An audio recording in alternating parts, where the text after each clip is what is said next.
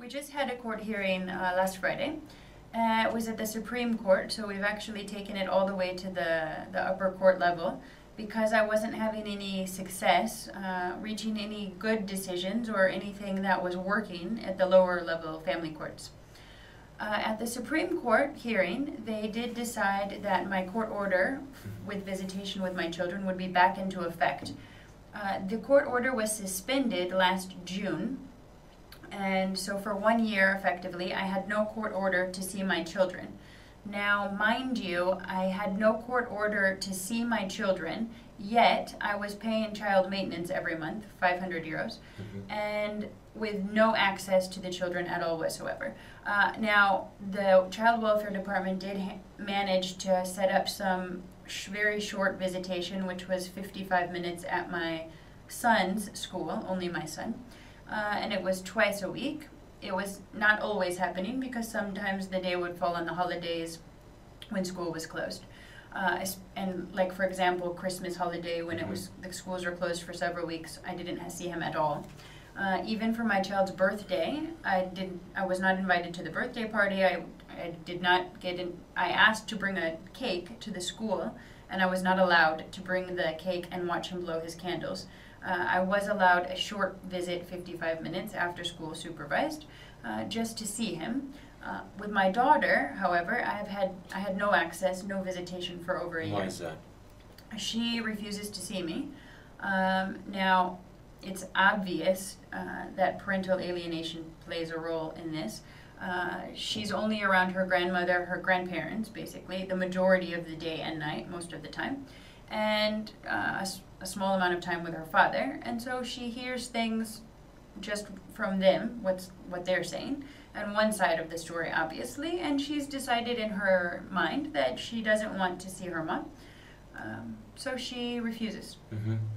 So, what kind of stories does she hear? I mean, did she say something in court concerning the opinion she has that her mother is a stranger or she doesn't want to see her?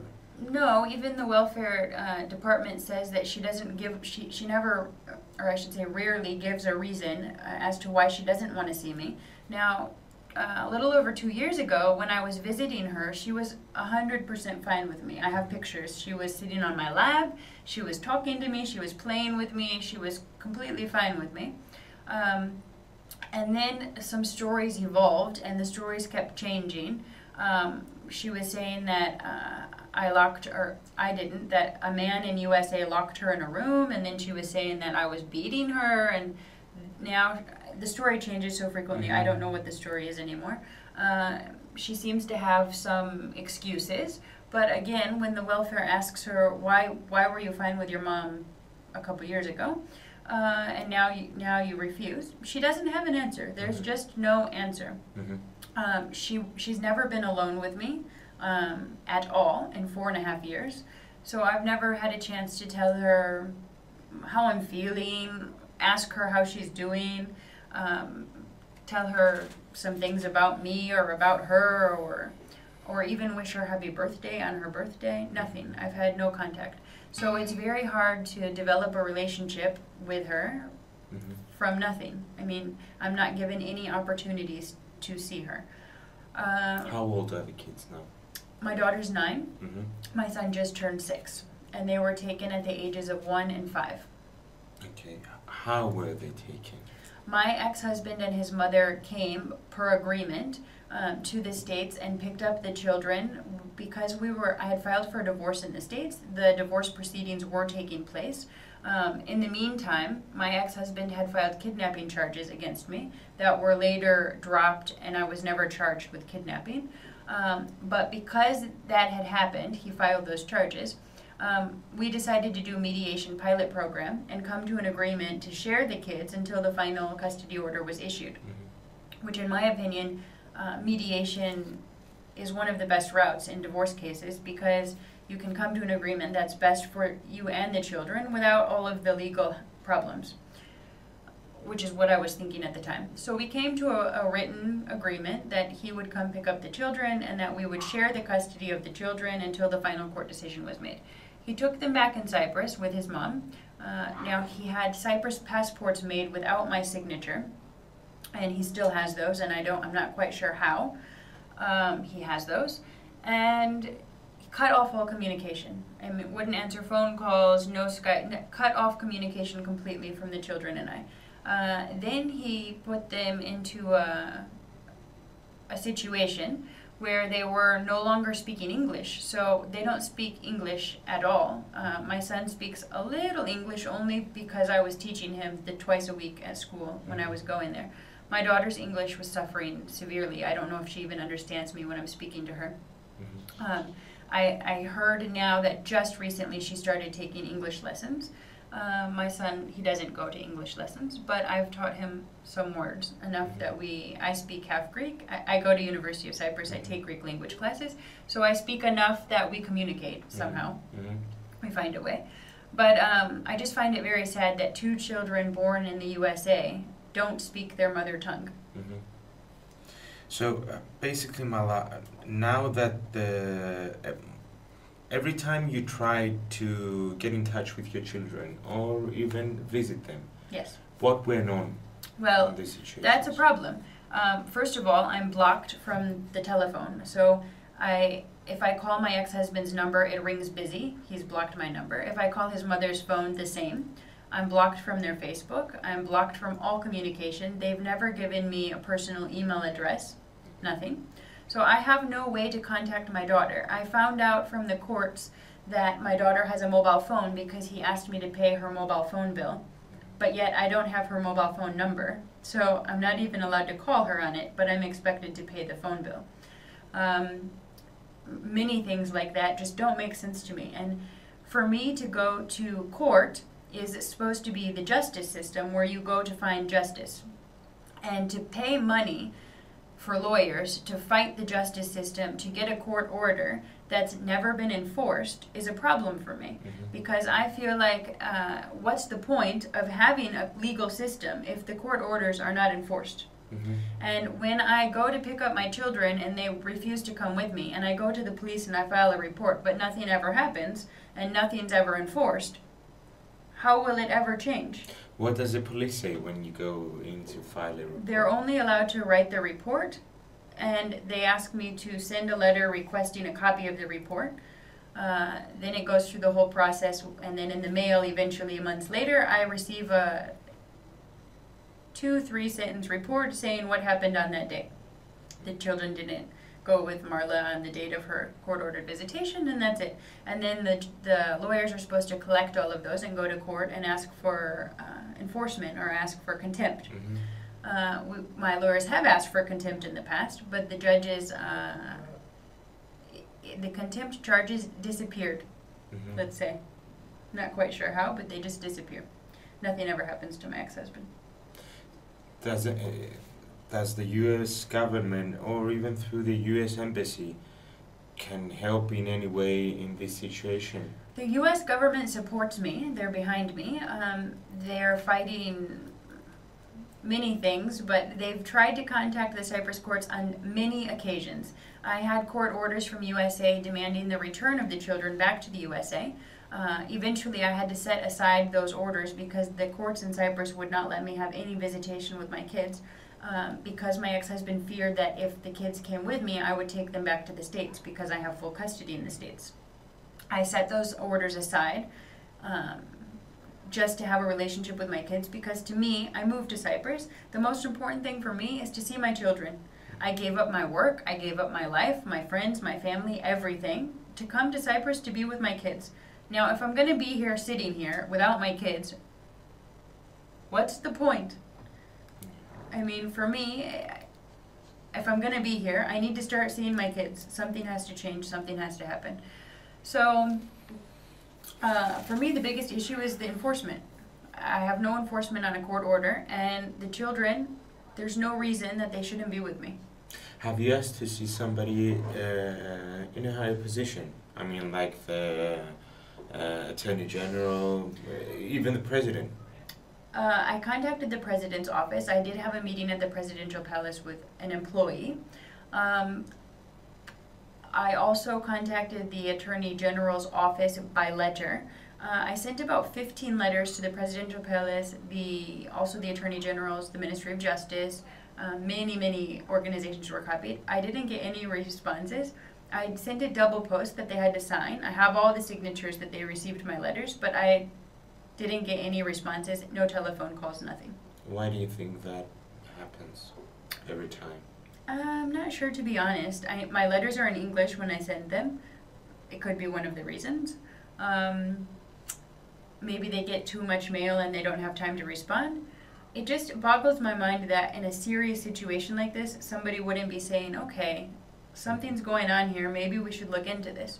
And I'd like to mention that I'm not the only person in Cyprus dealing with this exact same situation. There are many. I'm involved in an organization that we have many parents that they're going through the exact same situation, many foreign women, many Cypriot men are going through the exact, and even Cypriot mothers are going through the same situation, that they're alienated from their children, the children are brainwashed by the father or mother, and they have no relationship with the children because of the negative thoughts that are being fed to them every day about their other parent. It's sad, it's psychological abuse, it's mental abuse, it shouldn't be happening, and I feel that there's not a lot of awareness, so the organization in Cyprus is to raise awareness about this issue, about parental alienation, and about all the problems surrounding it.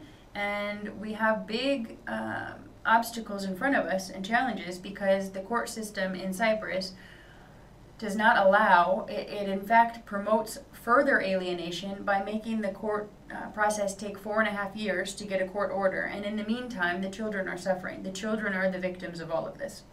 They are suffering. Marla, we've had U.S. official visitations in Cyprus.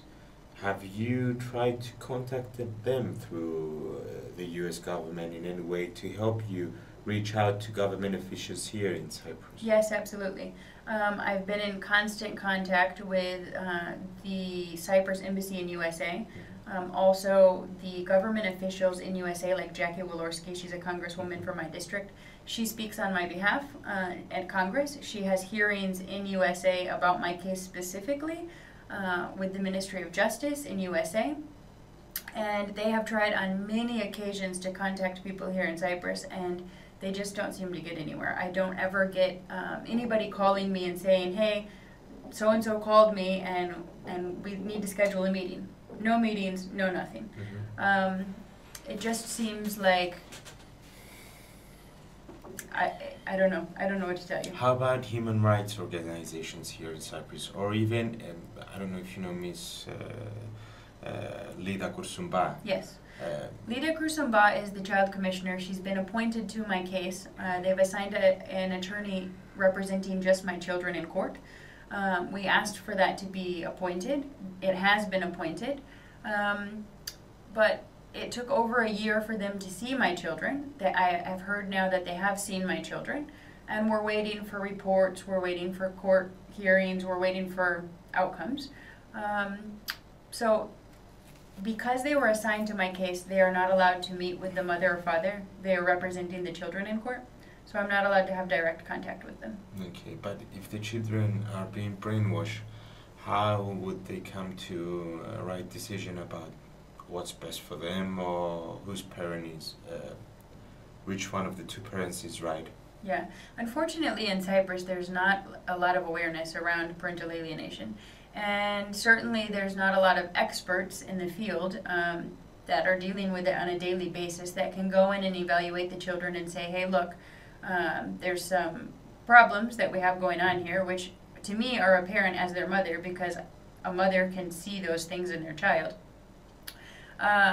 But we've never had a diagnosis, we've never had an evaluation, we've never had proper psychological evaluations of the children. Mm-hmm. Now, they have been ordered to visit Makarios Children's Hospital psychologist, but no one. I don't have any, I've never seen a report, I don't know. I think they went maybe one time. Okay, so what are you thinking next? Well, I'm looking to raise some more awareness about the situation and how sad it is for the children that are involved. And my next steps are to continue fighting in court. I will not stop. I will not stop until I have my children. It's my basic human right. It's the human rights of my children.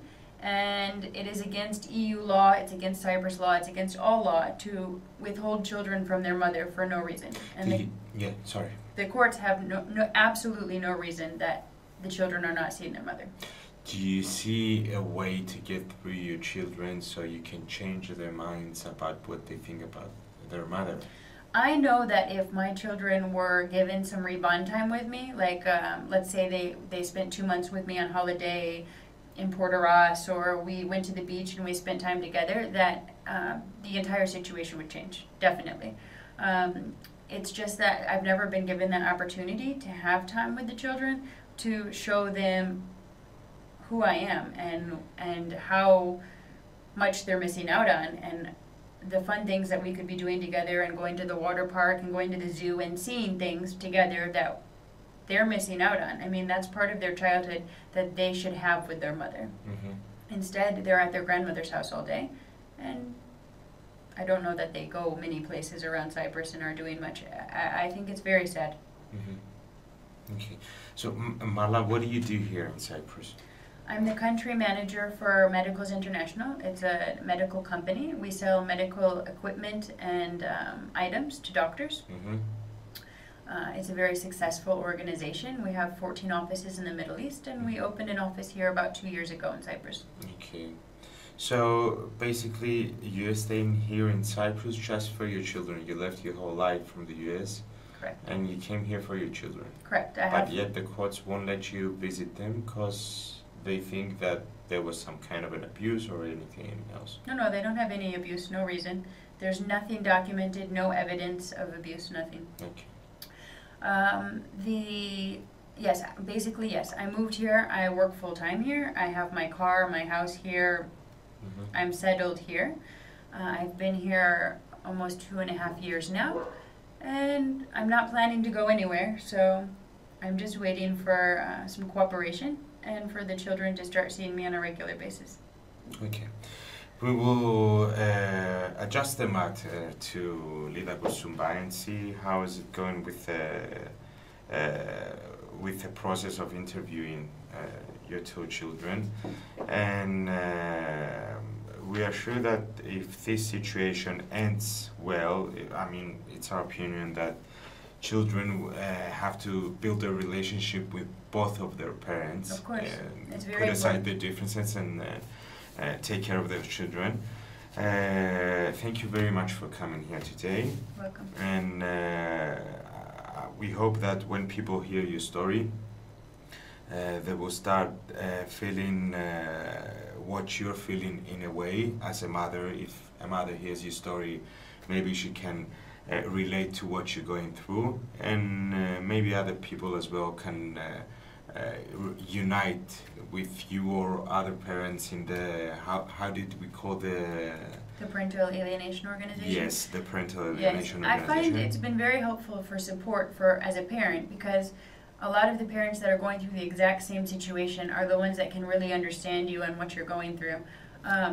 It's so painful on holidays to sit at home by yourself, especially like when you know your child is down the street from you, literally down the street from you, but you don't have your family, you don't have your friends, you don't have something to go do, and you're sitting home by yourself, and your child's down the street, and you can't even pick up the phone and call them and say, hey, how are you? How was your day? Nothing.